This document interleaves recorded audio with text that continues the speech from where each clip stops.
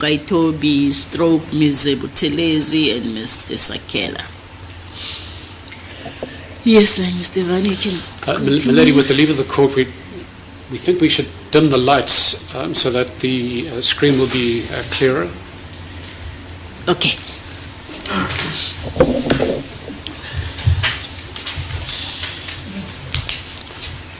And then we can commence the first video. Milady, it's approximately 30 minutes long. That is the video during the TRC hearings. These are clips from the TRC hearings. It was made by the SABC at the time. They had a series called Special Report. Thank you.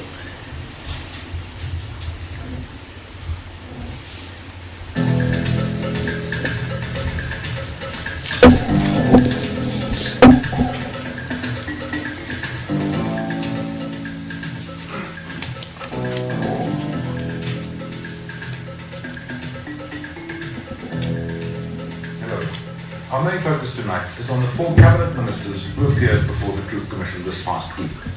But we also have a report on the role that Intelezi, some people call it Muti, plays in a conflict in KwaZulu-Natal. Let me introduce you to the 4 actors who starred in this week's drama. Botha, Minister of Foreign Affairs between 1977 and 1994. En ek gee nie vanaand om Oliver Tambo deur Reagan ontmoet word. En of hy deur Gorbachev ontmoet word. En of hy deur Kohl ontmoet word. En of hy deur Margaret Thatcher ontmoet word nie, of die koningin van Britannië ontmoet word nie. Hierdie regering onderhandel nie met breedaards en terroriste oor die toekoms van Suid-Afrika. Adrian Vlok, Deputy Minister of Defence between 1984 and 1986, and Minister of Law and Order between 1986 and 1991.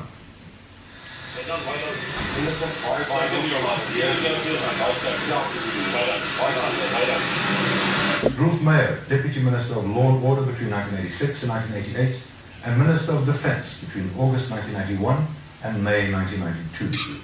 We've achieved tremendous success over the last year in that regard. I must say that I think the spirit of resistance is still there. It's true. And for that reason, we believe that we have to maintain a state of emergency. Leon Wessels, Deputy Minister of Law and Order in 1988. Ek wil waarsku dat die regering en die Suid-Afrikaanse polisie geen radikale optrede sal toon nie. The former ministers were called to the Truth Commission because they were members of the State Security Council. Former State President P.W. Botha, former Defence Minister Magnus Malan, and National Intelligence Boss Neil Barnard will be called before the Commission in George next month. The Truth Commission focused on the State Security Council because that was the body, rather than the Cabinet or the White Parliament, that determined policy and strategy in the turbulent 1980s. Almost a government inside a government. The Council effectively took over government under the reign of P.W. Botha because of his belief that there was a total communist onslaught against the country that made a total strategy of counter-revolutionary measures necessary. P.W. Botha was the head of the State Security Council.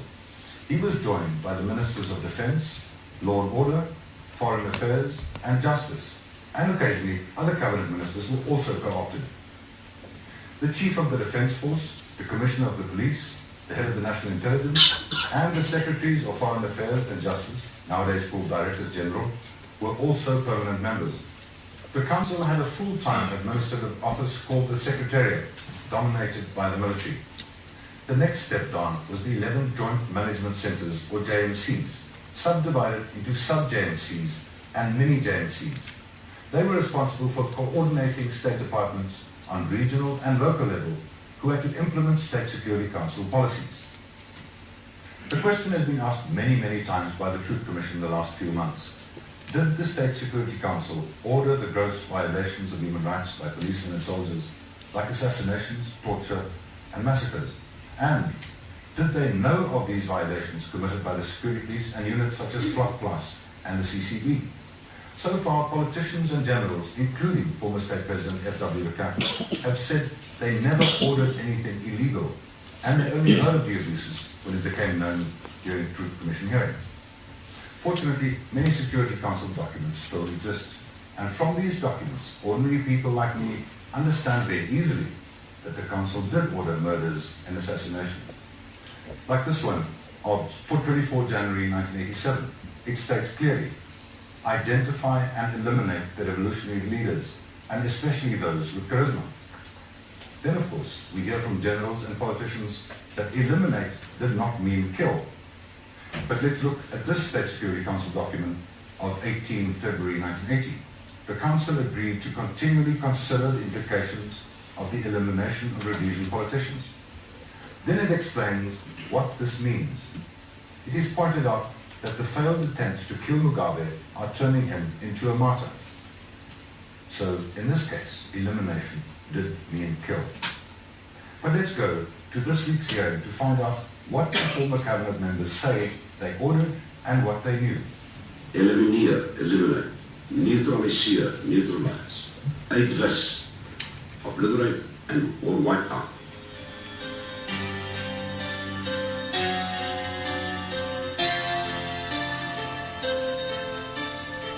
Vernietig, destroy. Opspoor en vernietig, track down and destroy. Hou vast, breek. Break their grip.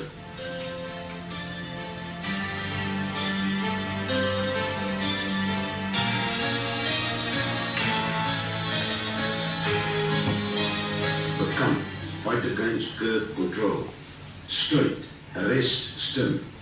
Uit die samelewing verwyder. Remove from society.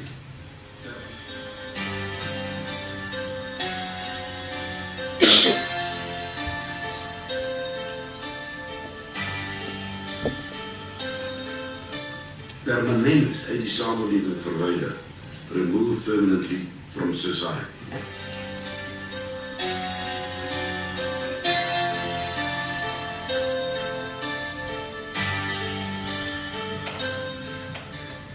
Now, how did it happen? Why did it happen? Certainly the questions uppermost in the minds of Archbishop Tutu and his team this week. They gathered former State Security Council members Pip Botha, Adrian Vlok, Rolf Meyer and Jan Wessels to get straight answers. Was the State Security Council a shadow cabinet? What were its precise powers? Did it formulate and order unlawful actions against the men and women who opposed apartheid? All the decisions were taken to care.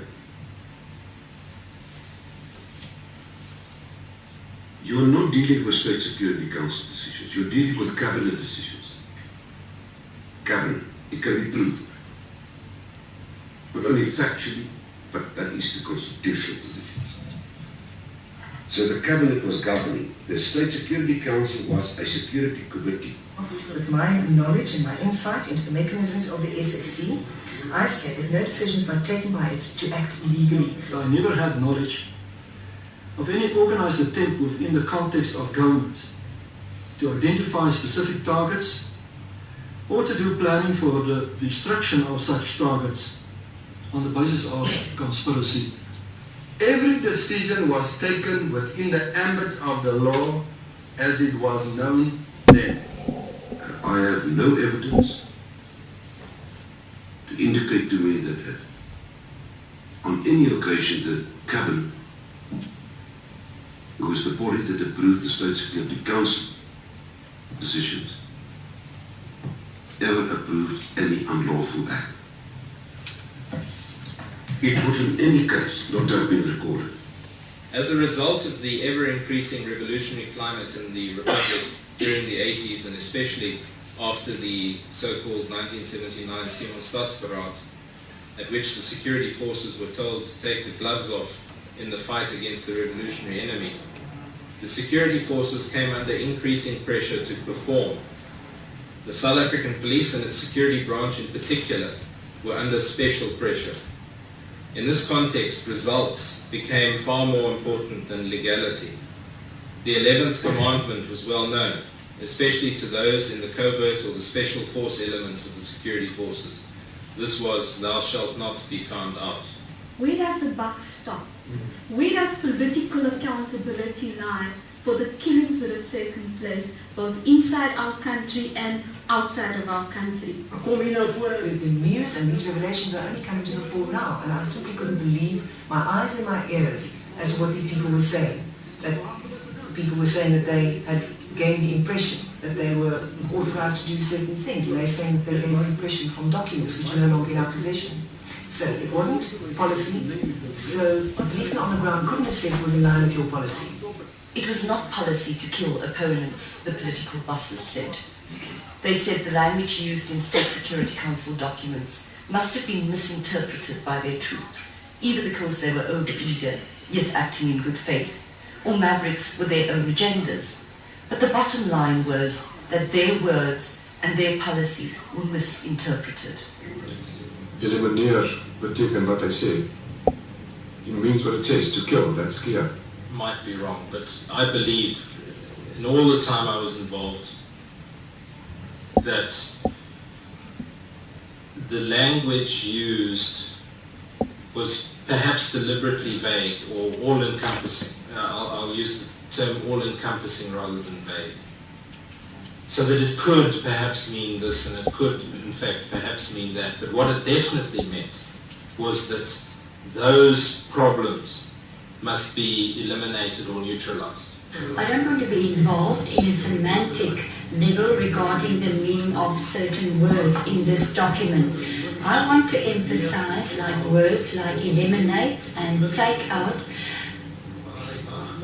for the members on the ground who were in a war situation referred only to killing people. If the words neutralize, eliminate were used in reference to hot pursuit, cross-border action or terrorist bases in neighboring countries, then obviously neutralize, eliminate would include the killing of the terrorists. If the phrase neutralize, eliminate was used in respect of actions inside the country, then neutralization, elimination can indeed mean detention without trial. Removing a person permanently from society can indeed mean detaining that person indefinitely. It is a fact that our country, especially during the conflict of the past, was plunged into a war psychosis where these words and expressions which were derived from the military became part of the vernacular, just as other expressions with the same import became part of the revolutionary language. These words and phrases reflected the general reaction amongst the majority of white South Africans whenever a murder or bomb explosion by terrorists was announced. It was reasonable, therefore, that members of the security forces would have interpreted a phrase like wipe out the terrorists to include killing them. If it was reasonable for security force members to interpret phrases like that at the time to mean that they should kill, then those who formulated and used those words at the level of the State Security Council, Cabinet, and so on, would bear responsibility for that language use and would bear responsibility for the killing that in fact did ensue. It was never the intention on the part of the political authorities to use those words. I told you where they came from. Our omission was that we didn't actually go and look at those things and correct it. But it's true that as it flowed down the structures, right down to the ground, it could have created or increased the opportunities for people acting outside the boundaries of the law.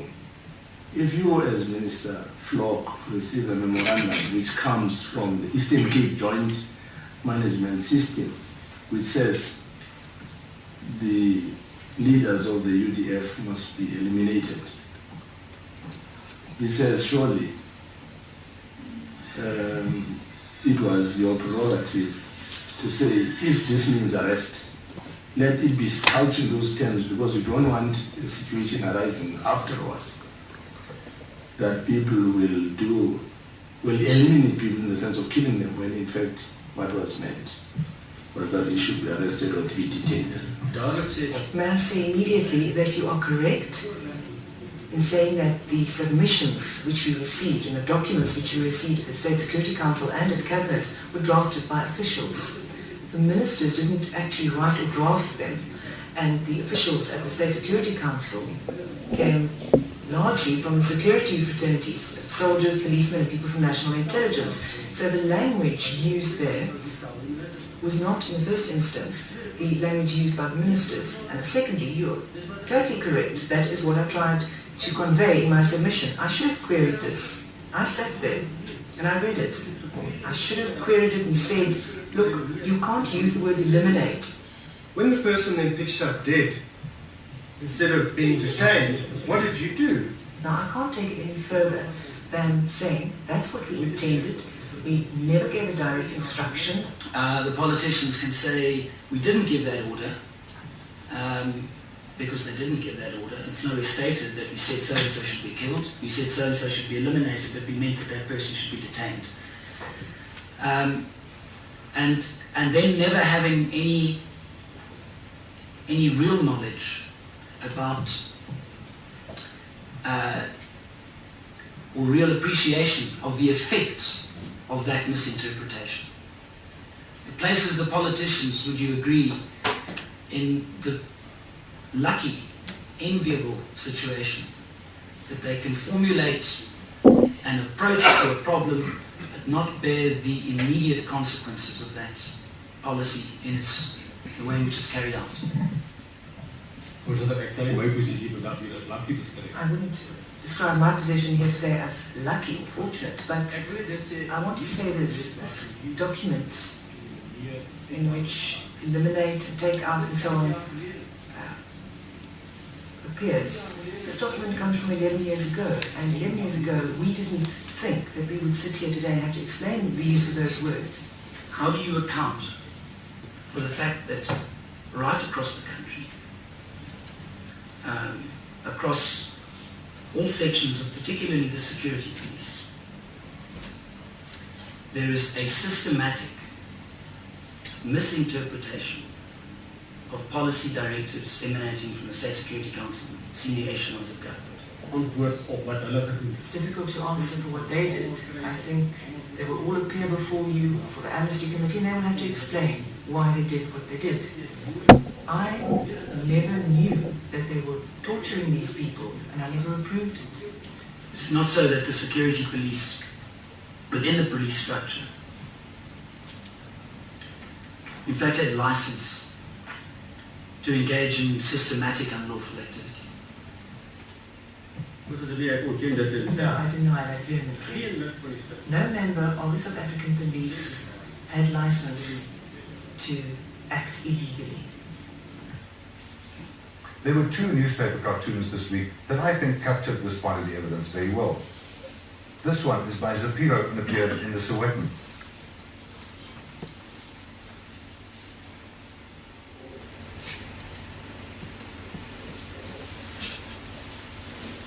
And this one is by Peter Marsha and appeared in Beeld, who translated the words from Afrikaans. So they say they didn't know much. Former Vlakplaas commanders Dirk Coetzee and Eugene de Kock are already on record saying they had no doubt that Vlok knew exactly what Vlakplaas did. The next question is, even if they claim they did not know, are they prepared to go further than former State President de Klerk in taking responsibility for these abuses? En was die houding dat hy ook een van die generale is wat besig is om hulle verantwoordelikhede te vlug. Dit moes u op daai stadium baie verstaanbaar uiters bitter gemaak het, meneer de Kock, en u is nog steeds bitter vandag. Nee, bitter gemaak, jy het my naar gemaak. Because you said the reaction of generals you were talking about now, not politicians, just makes me sick. Makes me feel mad. Not angry, I just feel sick of the whole thing. They've dumped us. They've dumped us. Now the same people, in many instances, were getting medals, getting praise, getting rewarded for the good work that they have done. We question the politicians again, and the generals, And what they're really saying, and what you seem to be saying, but correct me if I'm wrong, that they led us up the garden path. We didn't know that they were doing these things. They misunderstood us. Yeah, we may have used the language, but really that's not what we meant. So, in other words, they defied you as minister. They defied the generals, if the generals are to be believed. I don't know how the man on the ground saw the position. I don't know how he could have said that the pressure was greater now I can act illegally. Perhaps because of the greater pressure we exerted on them, they experienced greater pressure to act illegally, and perhaps then that results under that part of my submission when I say that I'm sorry, or we are sorry, that we pressurized them to such an extent that it led to people being killed. And the question then is, does the political authority, or is the political authority not primarily responsible then? I agree with you. Perhaps I should refer to my amnesty application. I can only agree with you that it's not only against the policeman, but also against the people who gave him his instructions and who authorized his actions, namely the state. Yes, ma'am. I'm Cherry. Yasmin Suga. Then if we take what you say further, all the politicians should have applied for amnesty in these cases where killings were a result, or gross human rights violations were a result of these kind of actions. I listened to what my former colleague Pick Botha said here this morning. Somebody asked him about the letter which he wrote to Mr. de Klerk. I agree with Pick Botha that that was the correct way to do it. But to apply for amnesty is a personal matter. And I thought hard and long about my amnesty application. I struggled with it. I really questioned whether I should do it. A lot of people in the community from which I come would say it's a disgrace. Then do I understand that it is because there was no effective mechanism to prevent abuse that you, in effect, now accept overall political and moral responsibility for the abuses that did occur? That is correct. And I accept responsibility because I was the political head of the department, and I'm not going to run away from my responsibilities, not towards the people out there who actually put me in that position, who had trust and confidence in me. And I will accept responsibility also vis-a-vis the good people, the 99% of good people. One small question. When you accept, I think, moral responsibility, what does that mean? As I understand it, I can't run away from those occasions where somebody, as a result of my action, and as a result of misunderstanding my words, committed an offence. I am morally obliged to stand by him and to say, I accept moral and political responsibility. What does that mean? I mean, I'm just sorry. You know, I mean, being slow thinkers. Normally politicians. In a court of law, what status would that statement have? I mean, here is a person who has committed a murder because they have misunderstood your instruction. And you say, I, not he, I take moral responsibility. What does that mean? I mean, in a... Actually, I can't answer that. I don't know what it would mean in a court of law. I must be very honest. But here, we are busy with reconciliation in the Commission, and reconciliation is based on morality and on moral values. I have to say to you that for me, it means that I can't distance myself from these people, but I must accept joint responsibility. Now, where do you take it from now? Now, I ask myself, I can't ask my colleagues, everyone must speak for himself. I said to myself, not for the sake of this meeting, but here, this man, Should I not have done more? You fall short here of taking criminal responsibility, and I think one could actually question that, the whole concept of vicarious liability, the putting into place things like flat blast, the CCD, where you must have a sense that things can go horribly wrong. Now, I think that's what we'd like to get an answer on. I guess nobody has the answer. Maybe, let me try to put forward some of one's own views in that regard. Maybe it is just a question that things have developed over a period of time in such a way that in the end we were all part of a frame of mind. Politicians, officials, people in minor positions that believed that there was an enemy that had to be wiped out, that believed that there was not a just cause on the side of the majority of South Africans, and that believed that for the protection of the minority, that was the right thing and the only thing to do. Maybe it was in the end fear that dictated. We have seen very few former politicians, generals and foot soldiers expressing genuine regret for the evils of the past. The apologies we have heard so far mostly went along the lines of, if we hurt people, we are sorry, but we didn't mean it.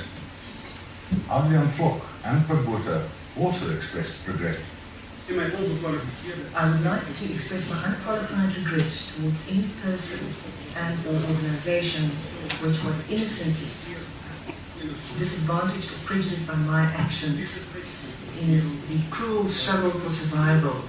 It was often the case that there was no mercy shown and unacceptable things were done and mistakes made.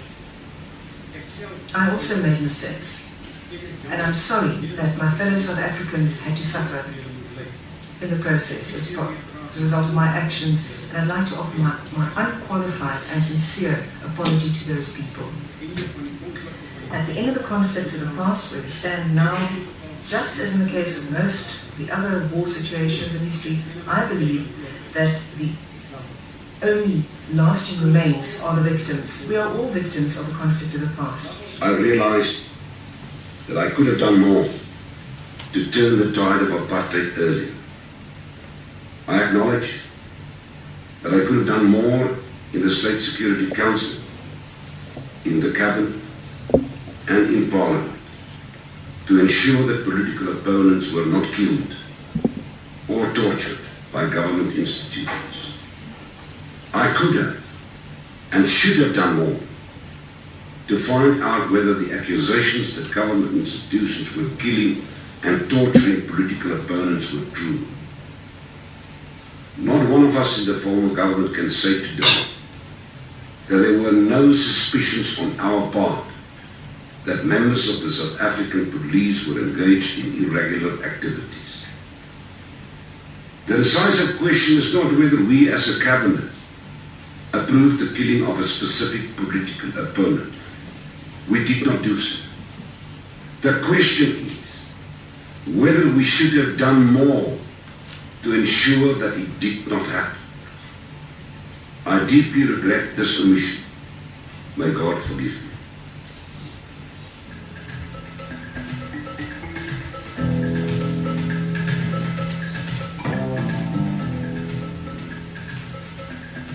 And then there was Leo Wessels. Wessels has been a leading verligter in the National Party since the 1980s. He was the first prominent National Party politician to formally and comprehensively apologize for apartheid back in 1991. After the negotiated settlement, he played a leading role with Cyril Ramaphosa as deputy chair of the body that gave us our new constitution. Wessels this week went much, much further than any former government minister had ever done in dealing with the past. I further do not believe that the political defense of I did not know is available to me, because in many respects I believe I did not want to know. In my own way, I had my suspicions of things that had caused discomfort in official circles. But because I did not have the facts to substantiate my suspicions, or I had lacked the courage to shout from the rooftops, I have to confess that I only whispered in the corridors. That, I believe, is the accusation that people may level at many of us. That us is not believed. We simply did not, and I did not, confront the reports of injustices head on. It may be blunt, but I have to say it. Since the days of the Biko tragedy, right up to the days of hostile activities, hostile atrocities in the late 90s, as we went up to the record of understanding, the National Party did not have an inquisitive mindset. Everybody in this country knew people were tortured. They were tortured. You read it in the alternative press. Anybody who had access to the townships, my sources of information was the chairman of this commission sitting next to Milan, Alex Burain. We did battle on many occasions in Parliament in the face of attacks by Helen Suzman, Burain, and others, simply saying the security forces were a law unto themselves. And we argued, vehemently opposed that, said you are misreading the situation, it's not true, and yet it all happened right there under our noses. So I don't believe I can stand up and say, sorry, I didn't know. Eugene de Kock's recent claim in his amnesty bid, I submit, is correct. Namely that any National Party politician or supporter, I may add, at the time who believed that we held power because of persuasion and not through coercion was out of touch of reality, to put it mildly. With the benefit of hindsight, I now believe that we had failed the security forces. We did not offer this country a viable constitutional vision to end the conflict. I remember, sir, proud soldiers and policemen now on their knees in front of the Amnesty Committee. I cannot condone those violent, unlawful acts, but nor can I condemn the persons. I cannot disown them. We were on the same side and fought for the same cause, namely law and order as we saw it, and also to ensure that this country would not be made ungovernable. Power was not to be wrested from us in a revolutionary manner. I cannot disown any of those men and women who were on our side. We have reached the end of a journey on a road marked by pitfalls, political doubts and obstacles. However, the journey always carried forward. The road often became one of tight-fitting bends because I was afraid of negotiating the evils on their back. I am both an African and I am a liberated Afrikaner. I am also a proud Afrikaner. Liberated Afrikaners took the reform bit firmly between their teeth when it was necessary. Both our hearts and our minds have been changed. We love this country. We have been liberated from the baggage of an immoral system of government. I am now more than ever convinced that apartheid was a terrible mistake that blighted our land. South Africans did not listen to the laughing and the crying of each other. I am sorry that I have been so hard of hearing for such a long time. I want to give thanks for our country, for our people. Give thanks that you two young men should have, honestly, that you have demonstrated is one that doesn't come easily to any one of us, I think. And it must be at some cost to yourselves. And I just hope you are aware that you have helped, I think, to pour balm on the wounds of railroad.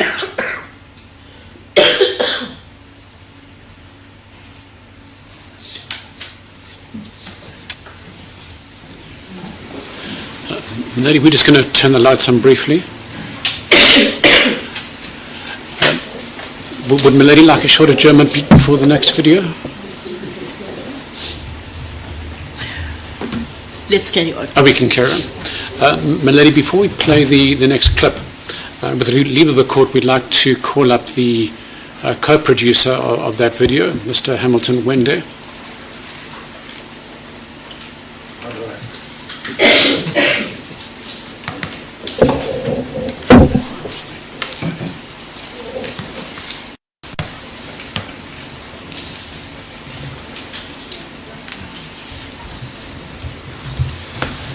Good day. State your full names for the record, please. Hamilton Heath Wendy. I didn't get the last name. Wendy. Thank you very much. With an E, not a Y. All right. Please swear that the evidence you're about to give will be nothing else but the truth, and raise your right hand and say, "So help me God." So help me God. Thank you, Mr. Wendy. As the court pleases. Mr. Wende, can you just briefly tell the court about your professional career? Okay, sure. So I've been a journalist since 1983 when I started writing at Fit Student magazine. I've covered all those days of the end of apartheid right through until our first democratic elections. I've covered 17 different wars and conflicts on this continent and the Middle East and in other parts of the world.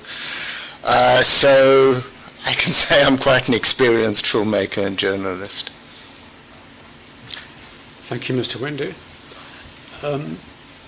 Mr. Wende, we're about to watch an Al Jazeera documentary titled "My Father Died for This." Can you confirm to the court that this is a documentary that you were part and parcel of making? Yes, I can confirm I was the co-producer, the field producer, the person who conducted all the interviews.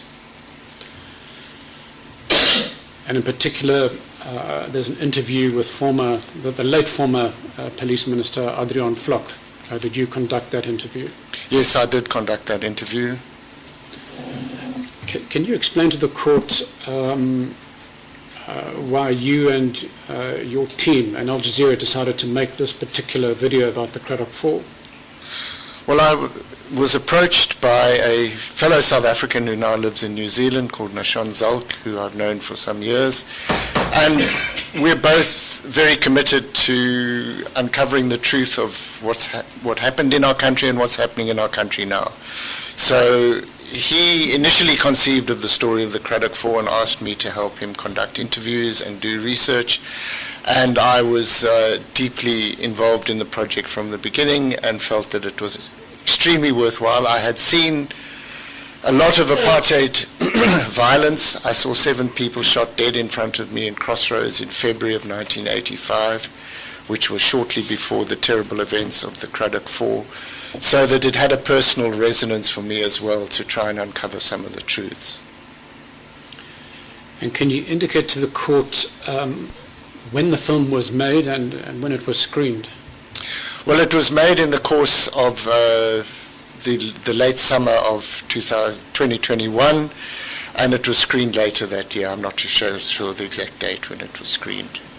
And screened on the Al Jazeera? On Al Jazeera, on a program called People and Power. It's actually been shown on more than one occasion since then. And it is available on the Al Jazeera website and YouTube?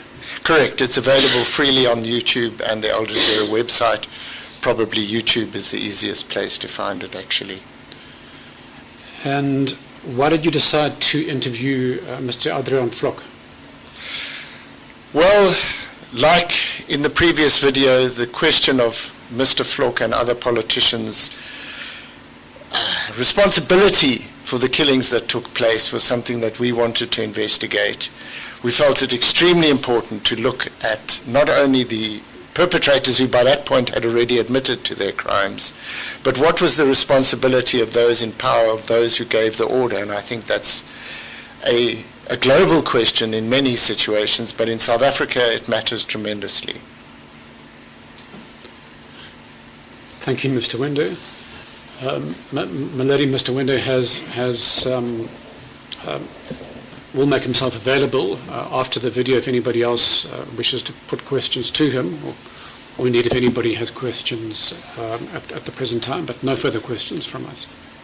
Any questions for Mr. Wendo at this stage? No. Thank you, Mr. Wendo. Thank you very much. Thank you. So, my lady, with the leave of the court, we'd like to play this video clip. It's approximately 25 minutes long. If we can just turn the lights off again.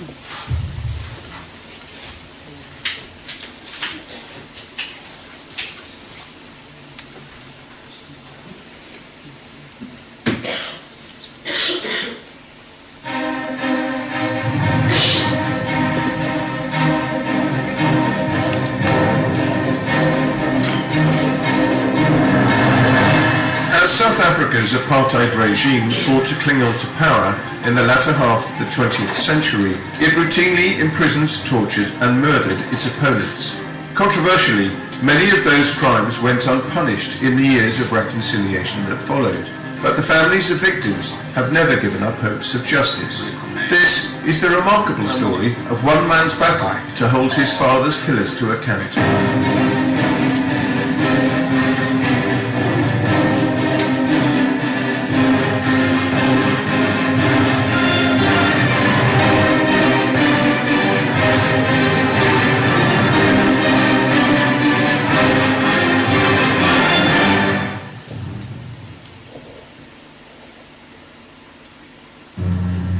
It's late at night on the 27th of June 1985 in a remote region of apartheid South Africa. 4 young activists are returning home to Cradock, their tiny town in the Eastern Cape. They're followed by security police, forced off the road, and abducted. They'll never be seen alive again. 36 years later, the families of these men still wait for their murderers and those who ordered their deaths to be brought to justice. My father fought Khalad, Mesigoniwe, Sparum Konto and Sitelo Mhlauli. They were killed in 1985. These files here are apartheid basically documents. It proves beyond any shadow of a doubt that my father was killed by the apartheid government. The deaths of the Cradock Four, as they came to be known, caused local and international outrage. 60,000 people attended their funeral. They hadn't expected that the revolution would actually come from the middle of the Karoo in a small town like this. Fearing the anger would spread, the state clamped down on black South Africans. The government banned the funeral, and this is my first memory of my dad then. It's the funeral. So later that afternoon, the government then declared a state of emergency. The apartheid state didn't, however, find anyone culpable of the murders of the Cradock Four. But a decade later, after white rule came to an end, a truth commission was set up to investigate crimes like these. It was dubbed the TRC. Nomonde Talata, Lukanyo's mother, was one of the first to testify at the TRC. And I was still 20 at the time and I couldn't handle this. So I was taken to Nyami's place, and when I got there, Nyami was crying terribly. The testimony of victims was soon followed by that of perpetrators. One of them was the man who personally killed Fort Kalata, Eric Taylor, a former security policeman. I hit Mr. Kalata from behind with this heavy iron object, approximately where the head joins the neck. He fell to the ground. I was under the impression that he was unconscious. Then the other black members stabbed him with knives? I was 3 years old. You know, my mother was pregnant with a little girl. My older sister was 9 years. My mother was 26. My father was 29. Shockingly, Fort Galata's murder is just one of hundreds from the apartheid era that have yet to be prosecuted. The question is, Mr. Swanepoel, was there intelligence? Howard Varney, a human rights lawyer, has been pursuing these cases for decades. The TRC handed over a list of some 400 cases as far back as the late 1990s, and next to nothing has happened since those days. Families, of course, have been pushing for answers, particularly in cases where amnesty was denied. Mr. Taylor, have a look at paragraph 4. Eric Taylor was one of those who was denied amnesty, in part because he wouldn't reveal who'd given him his orders. If this is true, a pack of lies has been told to this committee. But the state chose not to prosecute men like Eric Taylor or those above him. They chose not to because a political decision was taken at the highest political level post-2002. And that decision was there will be no justice in any of these cases. Prosecutors and police investigators were instructed to simply don tools. Lukhanya has been seeking justice for his father's death since the TRC's work ended back in 2003. Those attempts have been thwarted at every turn. The Cradock Four is a case in point. The investigation docket disappeared out of the offices of the National Prosecuting Authority. Now, typically when a docket disappears, we know why it's disappeared. It's because somebody doesn't want to see justice done in that case. And the fact that it has disappeared from the headquarters of the National Prosecuting Authority is deeply alarming. And yet we see no alarm being expressed by the National Prosecuting Authority. We had come to the Cape Town Central Police Station to come and open a charge of theft against the National Prosecuting Authority. When Mr. Galata tried to open up a case, he was ignored for more than a year. He begged the investigating officers to look into why that docket was removed and has never been found.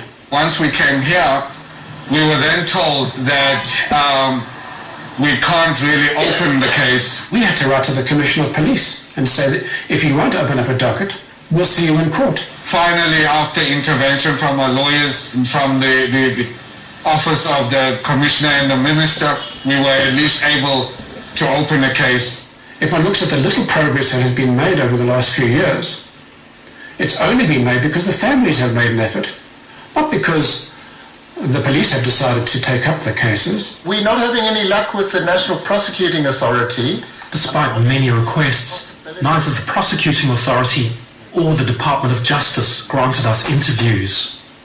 What evidence, concrete evidence, do you have that there was high-level political interference? Well, the concrete evidence comes from Pikoli himself. Vusi Pikoli was the head of South Africa's National Prosecuting Authority, also known as the NPA, from 2005 to 2007. The direct interference that I experienced was when the minister, Ms. Bridget Mabandla, she thought that we were not proceeding with prosecutions. Bridget Mabandla was the Minister of Justice at the time. She declined to be interviewed, but in a statement said that Pikoli's claim in relation to my service is untrue. The prosecutions in question were against two senior apartheid officials, Adrian Vlok, former Minister of Law and Order, and Johan van der Merwe, former Commissioner of Police. They were accused of the attempted murder of Reverend Frank Chikani, a high-profile anti-apartheid activist. Were you under pressure from the government to give light sentences for the attempted murder of Reverend Frank Chikani? No, I wasn't under pressure for light sentences. I was under pressure not to even go ahead with the case itself. That's the pressure that I felt. They got what? 10-year suspended sentences. Why was there pressure on you not to pursue these cases from the ANC government? Well, that's fairly obvious. There was a fear within the ANC. Prosecuting the apartheid generals would also mean members of the ANC also being prosecuted. The liberation movement, even though they fought for just cause, had been involved in gross human rights violations. Ole Bubenza, a German lawyer and legal researcher, investigated why, after the TRC ended, prosecutions have stalled. The ANC abroad had a structure called the National Executive Committee, the NEC. Very high-ranking ANC officials all were pardoned. Beki, Zuma, and so on. And there is very strong evidence for drawing a direct line from orders and instructions given by the NEC. There was a landmine campaign, for instance, in the 80s. The liberation movement planted landmines on rural streets. Obviously, a lot of civilians died from that as well, or were harmed. There was the Church Street bombing of the South African Air Force headquarters in Pretoria in the 80s, which was also directly instructed by the NEC. 19 died and 217 were wounded, many of them civilians. Then Bubenza told us just how much influence the former apartheid establishment still wielded in the new South Africa. Lawyer acting on behalf of the accused in the Chicane matter made a direct call to contacts in the government. That lawyer is Jan Wagner, a former state attorney for the old regime, who since represented many former apartheid security forces. And then all of a sudden the whole prosecution was suspended. They, the security police side, was able to pressure the government into suspension by using information they had apparently on crimes committed by the liberation movement. I used this as a very effective tool to pressure the government into stopping this prosecution, for instance. The government did not want that case to go ahead, to have even been able to get a plea bargain. It was a big struggle. The least that we were able to do was to make sure that they are going to have criminal records. That's the best that we could do under the circumstances. In 2007, Vlok and van der Merwe both received suspended sentences. Since then, there have been no further apartheid-era prosecutions. The former security police side even collected investigation dockets with evidence against the ANC, preparing cases, having this as a pressure tool against the government, and it worked. And lay some of these things out for you here. This official reluctance to prosecute the crimes of the past has left the pursuit of justice in the hands of ordinary citizens like Makanyo. Over the years, he's accumulated a mountain of evidence which implicates not just the trigger pullers, but also those who gave them their orders. One of them, says Makanyo, was Adrian Vlok, the man prosecuted by Pikoli.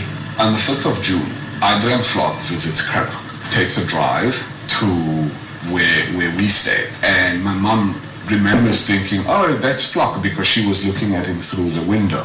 On the 6th of June, Vlok chaired a meeting of the Eastern Province Joint Management Center. And then on the 7th of June, this military signal is sent to the State Security Council. This signal recommends the permanent removal from society of Methi Goniwe, Mbulelo Goniwe, and Fort Chalad. Permanently removed from society. For decades, apartheid officials had steadfastly denied that the use of this phrase was in order to kill. This despite a 1989 judicial inquiry concluding that it amounted to a death warrant, sanctioned at the highest level. We interviewed Adrian Vlok, who's now in his 80s. We asked him if he was involved in planning the killings of the Cradock Four. I really had no authority to do these sort of things. I went to these areas. I asked the security forces to give me a briefing, what is going on, what is the situation, but I could not give them instructions to kill people. My authority stretched as far as I said, lock them up. But later in the interview, Vlok made a startling admission.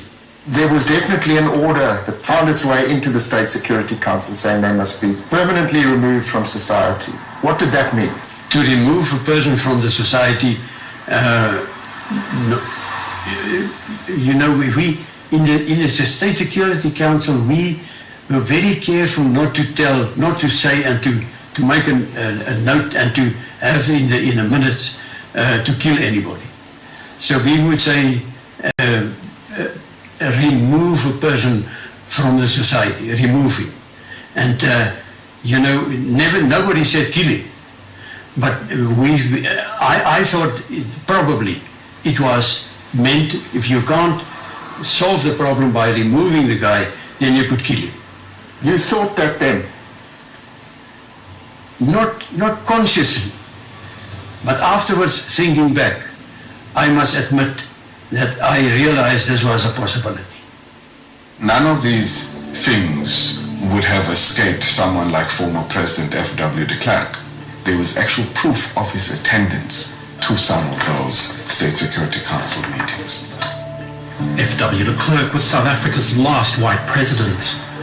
His foundation didn't respond to our interview requests, but he's previously strenuously denied allegations that he sanctioned or knew about any political murders. I have never been part of any decision taken by Cabinet, the State Security Council or any committee authorizing or instructing the commission of such gross violations of human rights.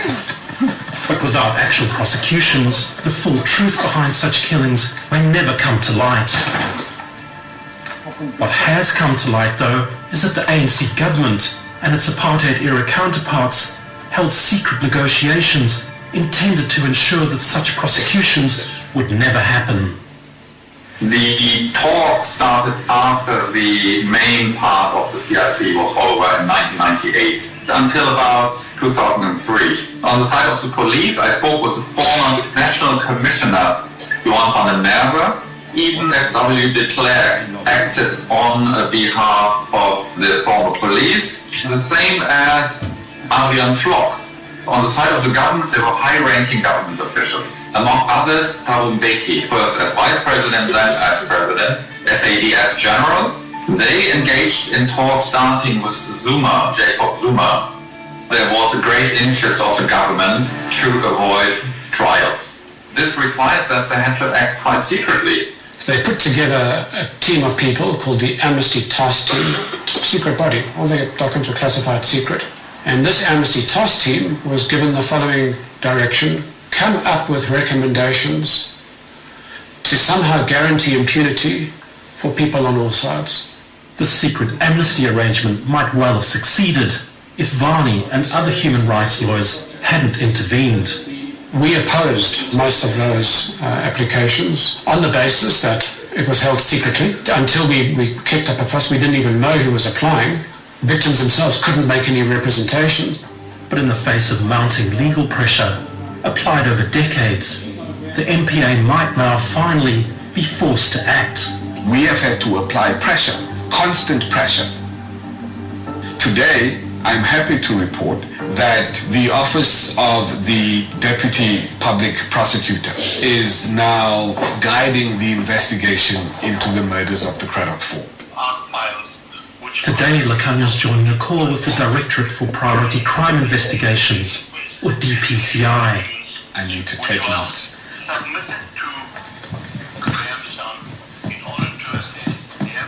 We're speaking now is Cliffy Marion, who's the lead investigator that was appointed by the Foundation for Human Rights. That's a human rights organization representing Lucanio and his family.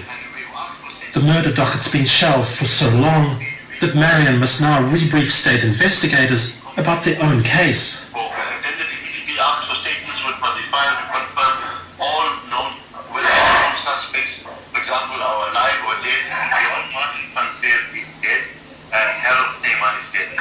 What of the accessories? I'm given to understand he's still alive. Eric Alexander Taylor, who's still alive.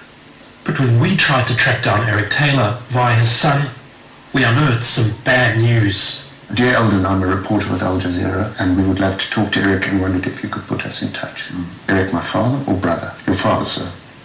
He passed away in November 2016. That's from Eldon Taylor. On Facebook, Eric Taylor's profile is still active.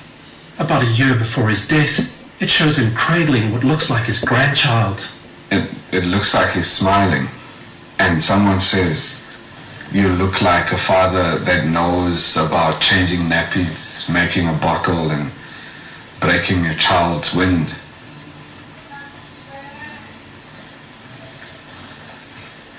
Yet my son knows absolutely nothing about his grandfather. I struggle to raise my son today.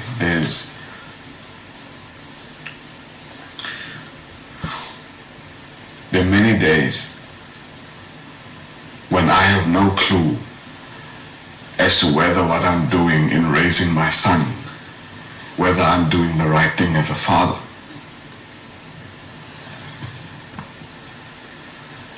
Because this bastard here took my father away from me. Right? Here he is, holding his grandson or his grandchild.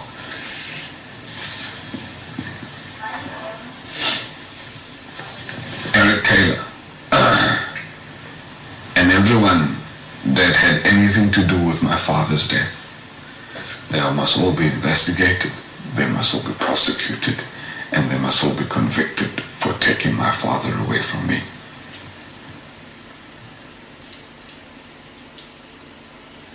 Thank you.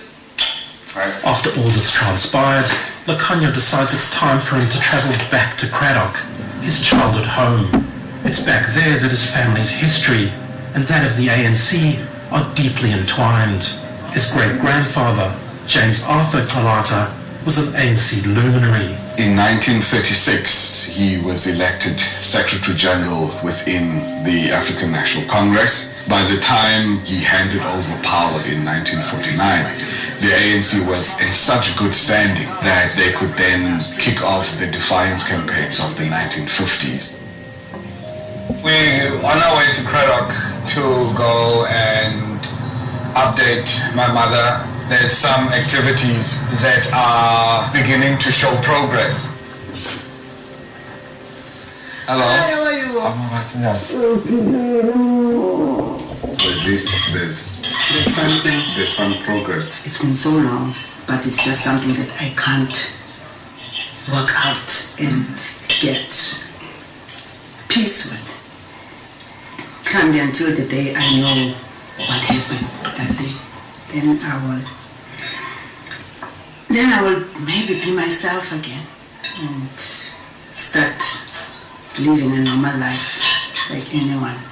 We're going to have another meeting and then we'll get an update from the Hawks again to see how far they've gone with the investigation then, and then we'll see. In the morning, the family visit Fort's grave. The news of Taylor's death has affected them deeply. If we could have Eric Taylor standing there telling the whole truth about what happened that evening, that alone would have made me another person, would have changed my life, would have taken me out of the grief and the mourning that doesn't stop within me. When the ANC came into power, we were really having a big hope that things is going to change. But unfortunately, it's so painful. I don't even think they know who the Cradock Four is. We asked the ANC to address this issue of delayed prosecutions. Why has it taken so long?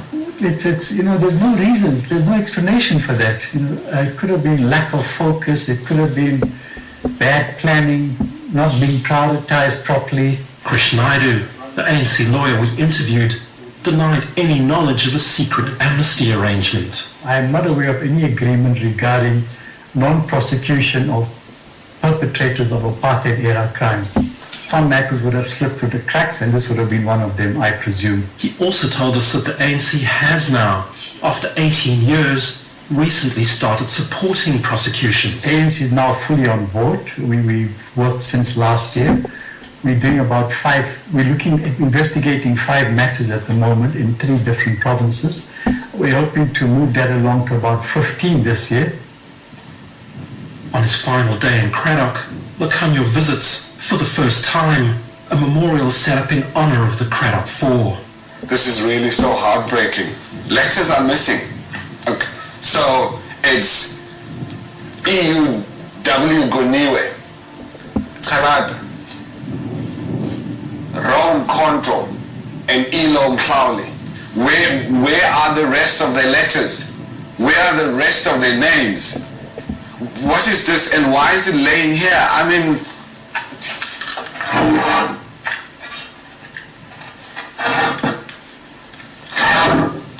why is it laying here? You know, we told the ANC, we told them that we could not trust them. We told them that we could not entrust our father's legacy to them. I honestly, I didn't think it would look this bad. Kande Kalata has an uphill battle. It's always difficult to investigate a case that is decades old because witnesses have died, suspects have died, memories fade, and so much cover-up has taken place. But Lakanya remains resolute. The legacy of the Cradock Four is so much more than just power for us. It's more about honoring the lives and the legacies of people who gave their lives for us to be free. So long as families want justice to be done, then justice needs to be done because the rights of those families need to be vindicated. And it's not a question about just letting bygones be bygones. If we are happy to let several hundred murders be swept under the carpet, then what's to say that we wouldn't be happy to do that again in the future?